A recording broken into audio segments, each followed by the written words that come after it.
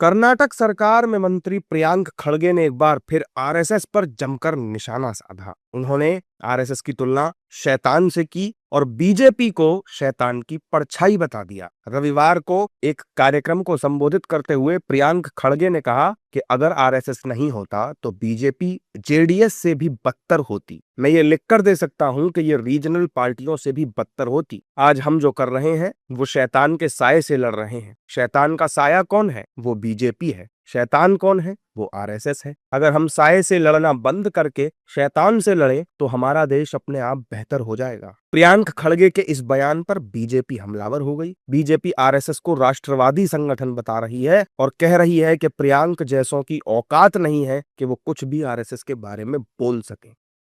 प्रियांक खड़गे की क्या औकात कि वो देश की सबसे पुरानी राष्ट्रवादी सनातनियों का रक्षा करने वाली संस्था के बारे में कुछ बोले। ये इनकी कुंठित मानसिकता दिखा रही है। वैसे भी बहुत सारे कुत्ते रास्ते में भौंकते रहते हैं, इनको इग्नोर करते ही चलना चाहिए। राष्ट्रीय स्वयंसेवक संघ के बारे में बोलने का इनके जैसे नैतिक पतन वाले व्यक्ति को कोई अधिकार नहीं साहब।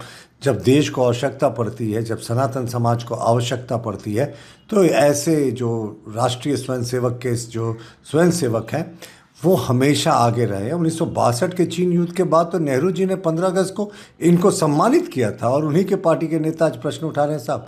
वो इसलिए क्योंकि आरएसएस में कभी अपने समझौतों से, अपने जो नीतियां उसे समझौता नहीं किया और सिर्फ राष्ट्र के प्रति उनकी निष्ठा है। देखो, आरएसएस के प्रति जो दुष्टतापूर्ण दुराग्रह है, उस दुष्टतापूर्ण दुराग्रह का दौर जो है दशकों से चल रहा है और इस तरह के दुष्टतापूर्ण दुराग्रह को दरकिनार करके आरएसएस राष्ट्र निर्माण के लिए बिना रुके हुए, बिना थके हुए काम कर रही है। और इनको जो आरएसएस फोबिया हो गया है, उस आरएसएस फोबिया ने इनका जो है वो बंटाधार करना किया है और आगे भी और होगा। जब आपकी सरकार थी तो आपने अनुमति क्यों दिया? आपको उनकी मान्यता रद्द कर देनी चाहिए थी। 60 साल तो आपने नहीं ध्यान आया।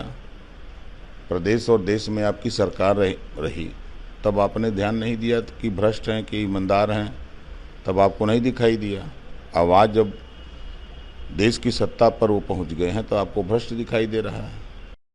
विपक्षी दल आए दिन आरएसएस को बैन करने की मांग करते आ रहे हैं, लेकिन इस बार प्रियांक खड़गे ने तीखे शब्दों के साथ आरएसएस को शैतान तक कह डाला है, जिसे लेकर बीजेपी और एनडीए नेता भड़क गए हैं और प्रियांक खड़गे को घेर रहे हैं।